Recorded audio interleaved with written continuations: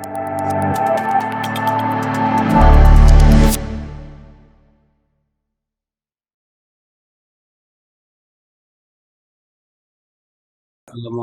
warahmatullahi wabarakatuh.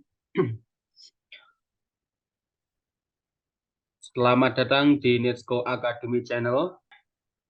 Berjumpa kembali dengan kami, PT Netsco Daya Utama, yang mana pada kesempatan kali ini kita akan melanjutkan pembahasan kita mengenai Undang-Undang Nomor 1 Tahun 1970. Video ini merupakan video ketiga dari pembahasan materi tersebut dan akan dilanjutkan oleh Bapak Hirman Karim, pembahasan undang-undang itu. Baiklah, mari kita simak penjelasan dari beliau, kelanjutan dari penjelasan Undang-Undang Nomor 1 Tahun 1970. Silakan Pak Hirman. Oke, terima kasih Pak Asif. Sampai jumpa lagi dan kita meneruskan ke video nomor 3, 4, kalau bisa langsung 5 gitu. Jadi semua video ini untuk Undang-Undang 1970, 5 video.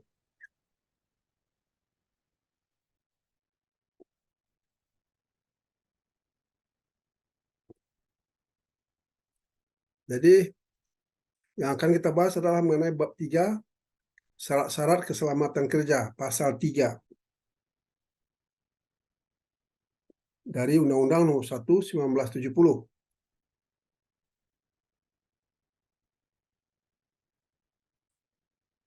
Kenali bahaya melalui undang-undang dan peraturan K3. Ini filosofi kita, ya. Berdasarkan ini kita akan mengenali bahaya. Jadi kenali bahaya sebelum memulai pekerjaan. Sebelum memulai pekerjaan, pelajari dulu undang-undang dan peraturannya mengenai K3. Jadi nilai tingkat risikonya, terapkan kontrol. Itu konsep dasar keselamatan kerja. Dan kita akan bahas di dalam video-video selanjutnya, nanti lebih komprehensif dan lebih mudah memahaminya. Jadi Undang-Undang Nomor 1 1970 bab 3, syarat-syarat keselamatan kerja, pasal 3, nomor 1, dengan peraturan undang ditetapkan syarat-syarat keselamatan kerja untuk A, mencegah dan mengurangi kecelakaan. Nanti akan kita uraikan nanti aplikasi dan interpretasinya yang sesungguhnya. Di sini kita cuma akan membahas urutan dari peraturan syarat-syarat keselamatan kerja ini. Yang B, mencegah, mengurangi, dan memadamkan kebakaran. Sebab untuk dibaca saja orang kan tahu, tapi belum bisa pasti ya, untuk bisa menerapkan di perusahaan. Apa yang dituntut dari syarat-syarat keselamatan kerja ini? C, mencegah dan mengurangi bahaya peledakan.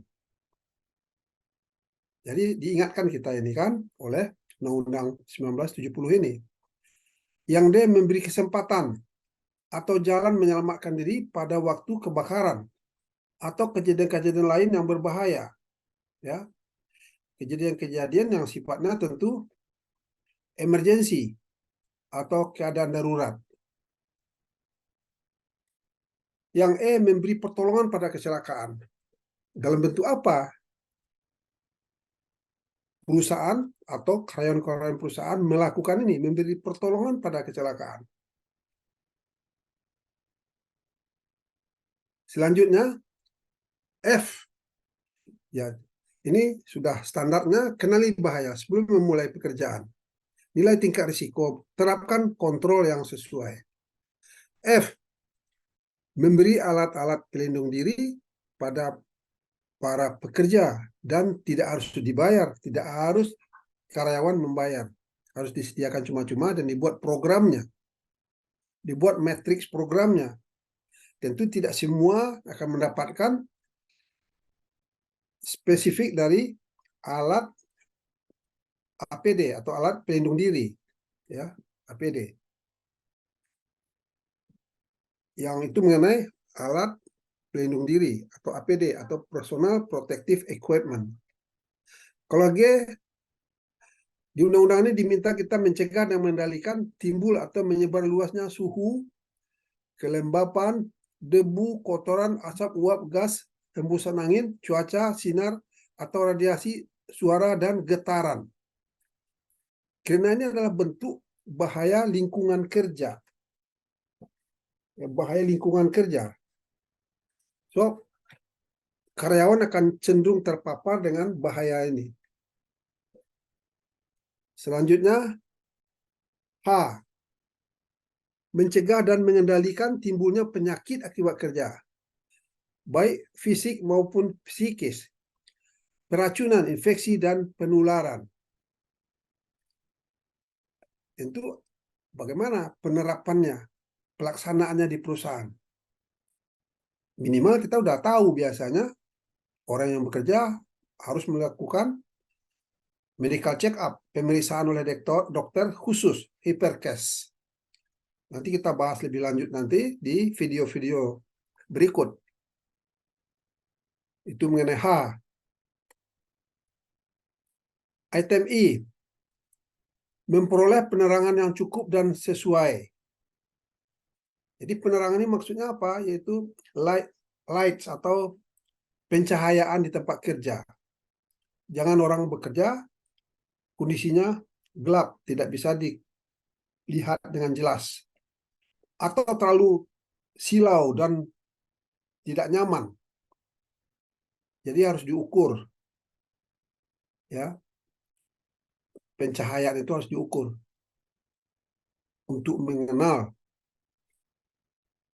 apakah nilai ambang batasnya sudah melebihi dari seharusnya. Gitu. Karena itu ada ketentuan dari pemerintah, dari Disnaker. Termasuk dia juga menyelenggarakan suhu dan lembab udara yang baik di lingkungan kerja. Ya, sudah pasti. Minimal sekarang ini banyak kantor-kantor ada air conditioning, AC. Minimal ventilasi atau laufer ya, laufer yang bergerak secara otomatis pakai listrik. Selanjutnya, undang-undang ini yang K. Ya, jadi kenali bahaya sebelum memulai pekerjaan, ini sudah konsep yang kita tidak bisa pisahkan dari kegiatan kita di pekerjaan di mana saja sebenarnya. Di mana saja, asal kita hidup dan bergerak. Dan nilai tingkat risiko dari bahaya tersebut. Terapkan kontrol. Menyelenggarakan penyegaran udara yang cukup. Jadi disimpulkan kalau tidak segar udara, sudah jelas akan menimbulkan penyakit bagi karyawan. Ya, just as simple as that. Ya, sederhana saja sebenarnya. Dari undang-undang ini. L. Memelihara kebersihan, kesehatan, dan ketertiban. Ini juga kan bagaimana penerapannya? Ya, banyak saudara-saudara kita yang sudah punya sertifikat ahli keselamatan kerja, mereka bingung untuk merealisasikan di tempat kerja, memahami kalimat ini dari syarat-syarat keselamatan kerja ini, pasal 3. M. Memperoleh keserasian. Nah, ini serius ini. Memperoleh keserasian antara tenaga kerja, alat kerja, lingkungan kerja, cara dan proses kerja dengan pekerja. Jadi ada keserasian yang harus dipertahankan. Harmonisasi, harmonis. Banyak tidak mengenal hal-hal begini. Nanti kita bahas lebih terperinci dan bagi yang mendengarkan video ini, yakin saya pemahamannya akan cemerlang. N. Mengamankan dan memperlancar pengangkutan orang, binatang, tanaman, atau barang. Ini kata-kata mengamankan dan memperlancar. Sudah tentu orang yang mengoperasikan, orang yang mengendarai kendaraan-kendaraan pengangkutan tersebut, kendaraan-kendaraan atau peralatan-peralatan untuk pengangkutan orang, binatang, tanaman, atau barang harus qualified, harus kompeten, harus berwenang, dan harus ada buktinya, yaitu apa? Sopir itu harus punya SIM yang sesuai dengan klasifikasi kendaraannya.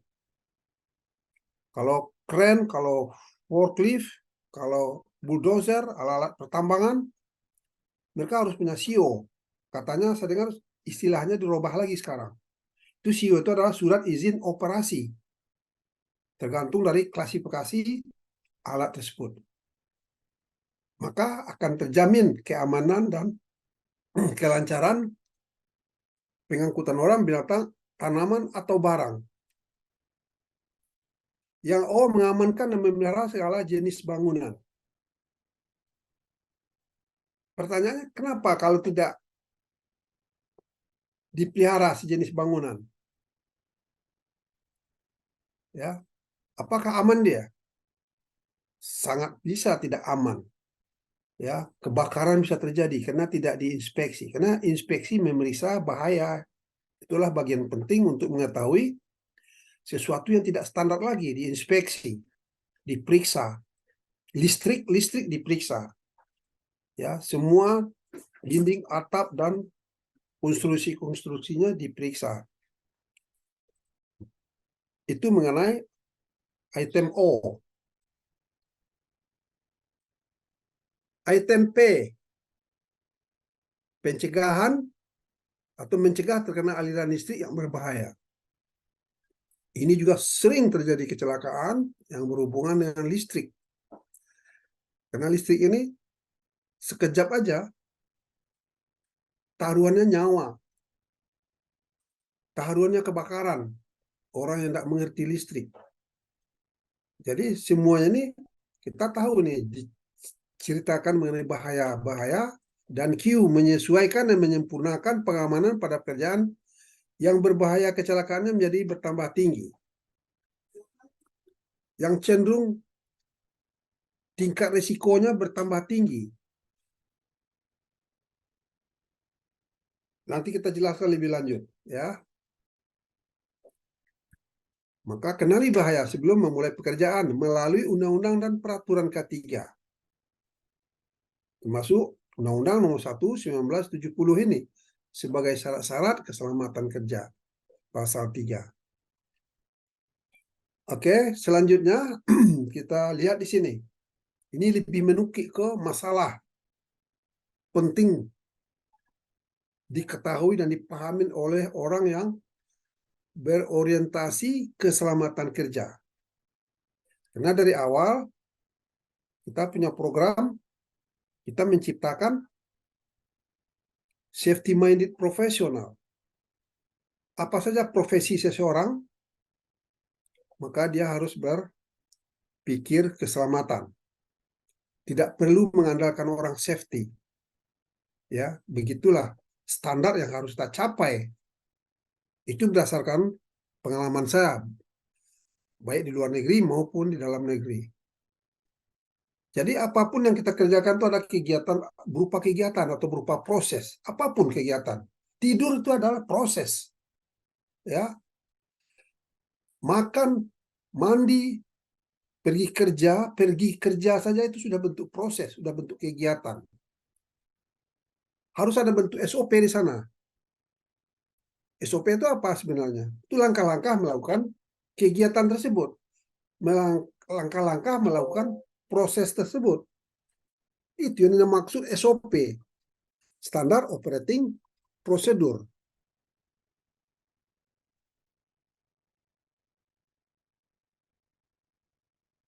Maka dari standar operating procedure ini, kita akan bisa menganalisa keselamatan pekerjaan tadi. Keselamatan atas kegiatan atau proses yang kita lakukan. Kita akan bisa membuat job safety analysis, yaitu menganalisa keselamatannya.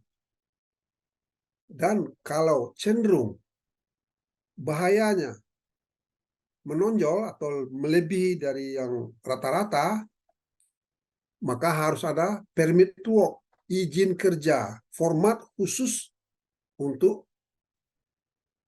mengendalikan risiko bahaya yang cenderung tinggi, tentu berdasarkan pengalaman kita.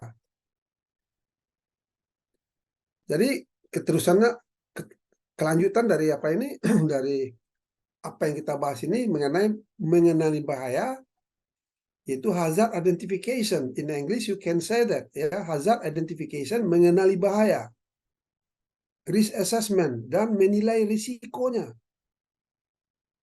and then control, dan menerapkan kontrol, pengendalian, ya, pengendalian. Jadi bahaya potensi di tempat kerja, bahaya di tempat kerja. Ini yang kita lihat. Minimum ada 6 yang harus kita biasakan sebagai orang safety. Sorry. Yang pertama bahaya fisik, berarti bahaya yang mengancam fisik kita. Ya, pendengaran kah, mata kah, pernapasan kita kah?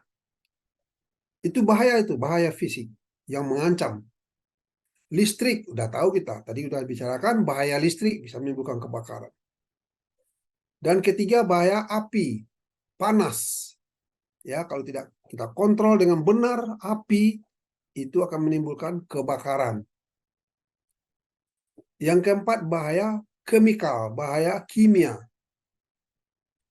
Ya, bahaya kimia ini yang banyak berhubungan dengan pernapasan kita, termasuk juga kontak kita dengan bahan kimia. Di tempat kita mungkin kebanyakan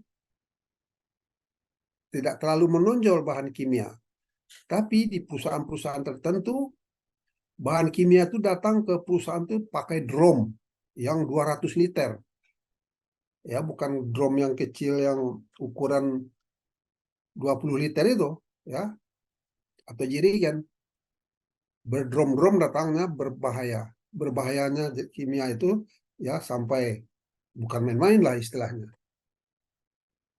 Oke, setelah tahu kita bahaya, pasti ada risikonya. Risiko ini harus kita nilai, assessment. We have to do assessment to the risk untuk mengetahui tingkat risikonya. Apakah tinggi, sedang, atau rendah. Setelah itu kita terapkan yang bisa membuat tidak terjadinya kecelakaan, insya Allah, kalau kita terapkan kontrol. Pemahaman kontrol ini juga tidak sederhana. Ya, dia secara hierarki, kalau bisa dieliminasi, dihilangkan bahaya tersebut, otomatis risikonya juga bisa dihilangkan. Maka tidak akan terjadi kecelakaan. Tapi bagaimana penerapan eliminasi ini harus kita lihat lagi. Nanti kita bahas lebih terperinci nanti untuk seorang ahli K3 dari materi yang akan kita bahas dengan video-video selanjutnya. Suatu kontrol berikut apa? Substitusi, mengganti. Apa yang diganti? Kalau berbahaya sesuatu yang kita lihat untuk dikerjakan dan setelah dipelajari, bahayanya berat atau bahayanya besar, tinggi, bahayanya dikontrol dengan substitusi. Kalau perlu orang yang mengerjakannya diganti. Saya pernah sering malahan melakukan itu. Beberapa kali saya pernah melakukan diganti orangnya. Karena berbahaya kalau dia yang mengerjakan. Ya, nanti kita bahas juga nih secara terperinci. Yang ketiga isolasi. Isolasi ini isolate asal katanya atau menjaga jarak atau mengisolasi, memberikan penangkal gitu ya, menjaga jarak juga bisa, melapisin bisa juga isolasi itu. Isolasi lakban hitam untuk listrik itu sudah isolasi itu. Yang keempat engineering atau rekayasa. Engineering juga mempunyai kemampuan penerapan yang bermacam-macam tergantung dari orang safety-nya, ya. Jadi kontrol engineering atau kontrol rekayasa ini banyak sebenarnya diterapkan, ya. Tapi orang belum terlalu bisa memilah-milah bahwa itu adalah kontrol engineering. Contohnya sederhana, pesawat. Pesawat udara bisa terbang, bahayanya berarti apa? Bahaya fisik, jatuh, kena gravitasi.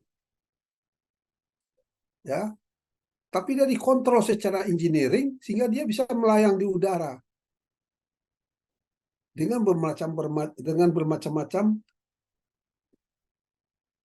apanya peralatan secara engineering.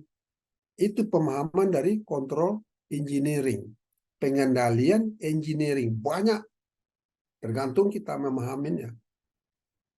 Kontrol administrasi juga, administratif ini juga banyak nih.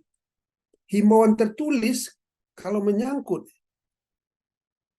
bahaya, memberitahukan, itu sudah berarti kontrol administratif. Rambu-rambu, tanda-tanda bahaya, pelatihan, undang-undang, peraturan yang berhubungan dengan untuk keselamatan kita, itu kontrol administratif. Yang keenam PPE. PPE semua orang tahu sudah. Ya, Personal Protective Equipment atau alat pelindung diri. Namun dari kontrol ini, keefektifannya tuh secara hierarki tidak sama. Eliminasi itu bisa dianggap oleh para ahli 95% efektif. Yang kedua mungkin substitusi mungkin 75%, isolasi lebih kurang lagi, engineering itu sekitar 45%, administratif itu sekitar 35%, PPA itu malahan dianggap 5-10% saja keefektifannya untuk melindungi seseorang. Jadi pahaminlah sebenarnya kontrol ini secara hierarki, tidak bisa tumpang tindih. Kita akan bahas lebih lanjut nanti ya. Aturan sebagai fungsi kontrol. Ya. Aturan yang berhubungan dengan keselamatan kerja dengan Undang-Undang K3. Ini kontrol administratif. Undang-Undang 1945, pasal 27 Undang-Undang nomor 1 tahun 1970 yang kita bahas sekarang. Ini kontrol administratif. Undang-Undang nomor 13 tahun 2003. Ini untuk memperkuat sanksi terhadap Undang-Undang nomor 1 1970.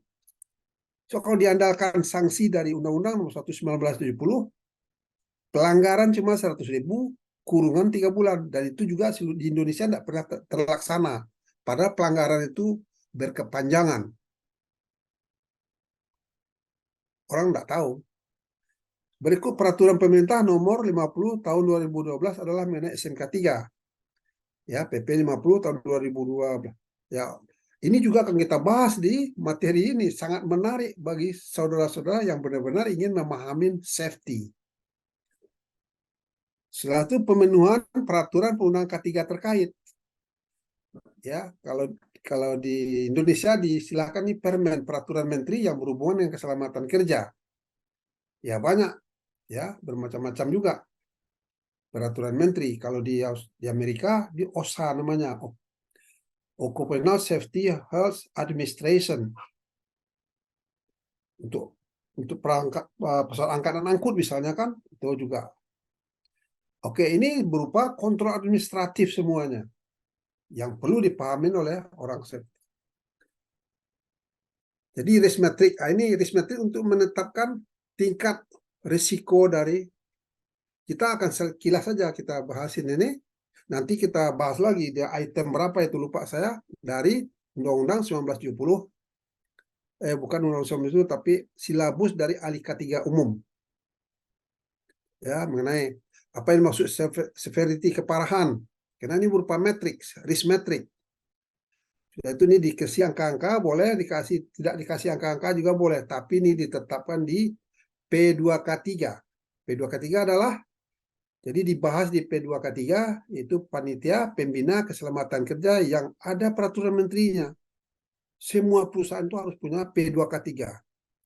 Tapi dari pengamatan saya setelah 30 tahun dengan safety, banyak orang tidak paham malah. Di samping tidak punya, orang juga tidak tahu, karyawan perusahaan itu tidak tahu, direkturnya tidak tahu, ya, bosnya, manajer tidak tahu DP 2K3 itu perlu di perusahaan, yaitu grup. Oke, ini analisa untuk sementara untuk memanaskan, yaitu risk assessment analysis workflow. Ini untuk mengetahui GSA tadi ya, kita tidak akan bahas terlalu terperinci di sini. Yang penting di sini tadi sudah dibilang ya, kita harus tahu betul dengan pekerjaan, yaitu dalam bentuk SOP, Job Safety Analysis. Langsung dipecah pekerjaan tadi ya menjadi langkah-langkah, sudah itu dikenali bahaya dari setiap langkah-langkahnya, ya, sudah itu dikenali risikonya, konsekuensinya apa dari tiap-tiap langkah tadi. Maka kita nilai tingkat risikonya dari bahaya tiap-tiap langkah tadi, ditetapkan kontrol measure-nya dari 6 kontrol tadi, hierarki kontrol, ya, dari eliminasi sampai ke bawah ke 6 menjadi APD. Suatu direview untuk kemungkinan ada sisa dari risikonya. Jadi bab 3 keselamatan kerja ini lebih dijelaskan dari yang 16 tadi. 1. Dengan peraturan perundang ditetapkan syarat keselamatan kerja, apa bentuknya? Dengan uraian kontrol, ya, dengan uraian kontrol, itu mencegah. Dengan uraian kontrol ini apa maksudnya nih? Dengan uraian kendalinya atau kontrol yang tadi 6, ya, contohnya mencegah dan mengurangi kecelakaan dibilang, ya. Apa kontrolnya? Perusahaan mempekerjakan karyawan melebihi 100 personel atau tingkat level risikonya tinggi harus memiliki, nih kontrolnya ini, kontrol administratif, itu AK3, harus ada ahli K3 di sana dan punya safety plan program tahunan. Yang B, mencegah, mengurangi, dan memadamkan kebakaran, berarti harus ada basic fire training, pelatihan orang menggunakan APAR, menggunakan hal-hal yang sederhana untuk bisa memadamkan api dan mengerti mengenai api. Bagi 60% dari karyawan atau damkar dengan armada serta fasilitas tanggap darurat yang besar, kalau perusahaannya besar. Mencegah dan mengurangi bahaya peledakan. Apa kontrolnya? Kenali kontrol administrasinya, yaitu melalui undang-undang dan peraturan tentang bahan peledak, mengenai permintaan, bagaimana transportnya, bagaimana penyimpanannya, bagaimana pelatihan dan pemakaian bahan peledak tersebut. Dijelaskan nanti itu di undang-undangnya. Yang D, memberi kesempatan atau jalan menyelamatkan diri pada waktu kebakaran atau kejadian lain yang berbahaya. Sama dengan kita bicarakan tadi, namun di sini apa yang ditanyakan sebenarnya? Harus ada emergency exit sign pada pintu di bangunan-bangunan. Tersedianya master point tempat berkumpul darurat. Ya, ada ketentuan-ketentuan yang pasti juga. Ini itu kontrolnya, ya. Kalau terjadi kebakaran misalnya, panas, orang harus menghindar dan melarikan diri, menghindar atau apa namanya ini, emergency, melalui pintu yang ada tanda exit dengan ukuran minimal seperti ini. Maka bagi tempat berkumpul, ya. Karena kita jelaskan di sini banyak betul perusahaan tidak mengerti. Itu memberi pertolongan pada kecelakaan. Apa sebenarnya yang dibutuhkan? Yaitu adanya pelatihan P3K. Pertolongan pertama pada kecelakaan, P3K. 60% karyawan tersedia kotak P3K di tempat-tempat yang diperlukan. Jadi ini ada petugas P3K, ya, mereka dilatih, diadakan refreshing training, dan mereka mengerti apa yang dikerjakan. Suatu memberi alat pelindung diri pada para pekerja, ini sudah jelas. Apapun bentuk alat pelindung diri sesuai dengan pekerjaannya. Alur penanggulangan kecelakaan, jadi harus dibikin ini di perusahaan itu. Kalau perusahaan itu besar, ya, bagaimana orang bisa menghindar untuk selamat kalau keadaan darurat, kebakaran misalnya, ya. Ini jalur-jalurnya. Ini juga kita bahas nanti di video berikut lebih terperinci. Mencegah dan mengendalikan timbul atau menyebar luasnya suhu, kelembapan, debu, kotoran, asap, uap, gas, Ini bahaya lingkungan yang tadi sudah dibilangkan, karena ada nilai ambang batas yang dibolehkan kita, tapi kalau sudah melebihi nilai ambang batas, dengan tahunya kita dengan menggunakan alat ukur, maka itu sudah berbahaya. Ya, jadi bahaya lingkungan kerja. Ada nilai ambang batas itu harus diukur dengan alat ini. Misalnya kebisingan, debu, berapa debu? Debu di pertambangan tuh, wah, mengerikan. Ada kontrolnya. Setelah tahu kita debu itu sangat berbahaya, jalan-jalanan, maka kontrolnya apa? Panas area kerja. Pencahayaan, nah ini pencahayaan tadi di tempat kerja, pencahayaan itu harus pas sesuai, tidak terlalu silau dan tidak terlalu gelap untuk bekerja. Suatu getaran diukur, ini alat ukurnya. Satunya alat untuk mengetahui petir. Petir akan datang ke tempat daerah kerja kita, maka disuruh orang waspada dan diberhentikan pekerjaan-pekerjaan tertentu. Mencegah dan mengendalikan timbulnya penyakit akibat kerja. Ini dibutuhkan dokter. Ya, tadi sudah kita bahas sedikit, adanya program medical check up atau klinik dan dokter Hiperkes. Kita harus periksa. Di Hiperkes itu panjangnya adalah Hygiene Perusahaan dan Kesehatan Kerja. Ini khusus dokternya. Memperoleh penilaian cukup dan sesuai, maka dibutuhkan pengukur pencahayaan. Ada ukurannya, batasnya, kalau tidak melebihi nilai ambang batas. Dan nyaman dan menyenangkan. C. Menyelenggarakan suhu dan lembab udara yang baik. Nah, ini untuk materi tadi untuk mengukur panas, suhu, dan diukur dengan alat ukur suhu udara agar sesuai dengan kenyamanan pekerja. Menyelenggarakan penyegaran udara yang cukup. Pastikan tidak ada ruang kerja yang pengap dengan adanya lawfare ventilasi yang cukup. Apa itu lawfare ventilasi yang cukup? Ini lawfare ventilasi untuk kenyamanan di dalam ruangan.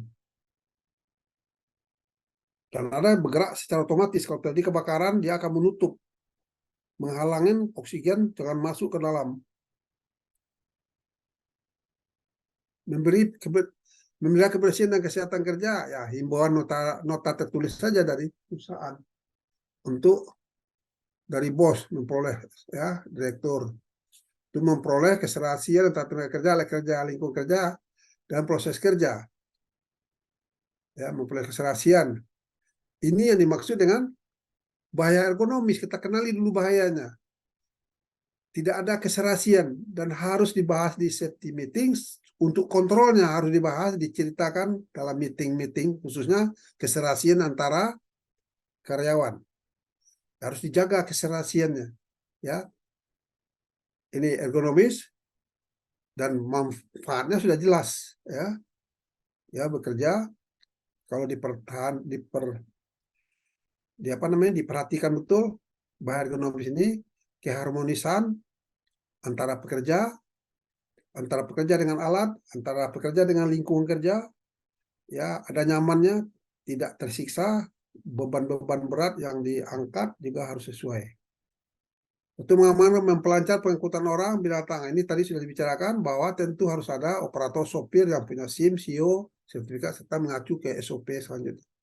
Mengamankan dan memelihara segala jenis bangunan berarti adanya preventive maintenance, perawatan terhadap sumber daya alam, ya, melaksanakan yaitu sumber daya alam yaitu apa? Yaitu sistem listrik, ya sistem yang berhubungan dengan bangunan itu sendiri harus dipelajari dan harus diinspeksi, diperiksa. Ya, preventive maintenance itu adalah harus dilakukan pencegahan perawatan. Mencegah terkena aliran listrik yang berbahaya juga, ini harus diberikan pelatihan K3 listrik bagi para pekerja listrik dan tanda peringatan ada bahaya listrik. Itu kontrol administratifnya. Awas bahaya listrik. Atau dikontrol secara isolasi di pagar. High voltage. Jangan mendekat. Banyak itu. Itu adalah kontrol administratif. menyesuaikan dan menggunakan pengamanan pada pekerjaan yang berbahaya, kecelakaannya menjadi bertambah tinggi.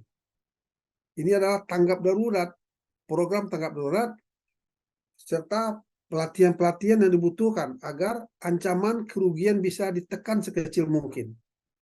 So, dari keadaan darurat, itu yang terancam mungkin 100 juta misalnya. Kalau perusahaan besar mungkin 100 miliar terancam, terbakar. Tapi tanggap daruratnya bagus, yang terancam 100 miliar itu bisa cuma 1 miliar aja. Mungkin cuma 10 juta aja. Karena cepat tanggap daruratnya. Ini tahun-tahun sebelum tahun 2000 yang di Indonesia masih tidak berlaku, tidak diapakan itu, tidak diseriuskan.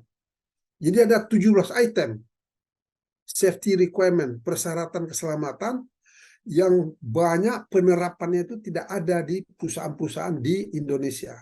Ini dari pengalaman saya, ya. Dengan peraturan ini dapat dirubah perincian seperti disebut di atas dalam ayat 1 sesuai dengan perkembangan ilmu pengetahuan, teknik dan teknologi serta pendapatan-pendapatan baru di kemudian hari. Jadi dikembangkan, ya, tidak mesti. Saya rasa itu yang kita bahas dari video ini dan cukup makan waktu sekitar setengah jam kurang. Terima kasih, Mas Asif. Oke, baik. Terima kasih Pak Herman. Ya, demikian tadi pembahasan mengenai Undang-Undang Nomor 1 Tahun 1970. Masih ada 2 video lagi ya untuk membahas tentang Undang-Undang Nomor 1 Tahun 1970 ini. Untuk itu jangan lupa untuk menonton video-video kita selanjutnya. Terima kasih.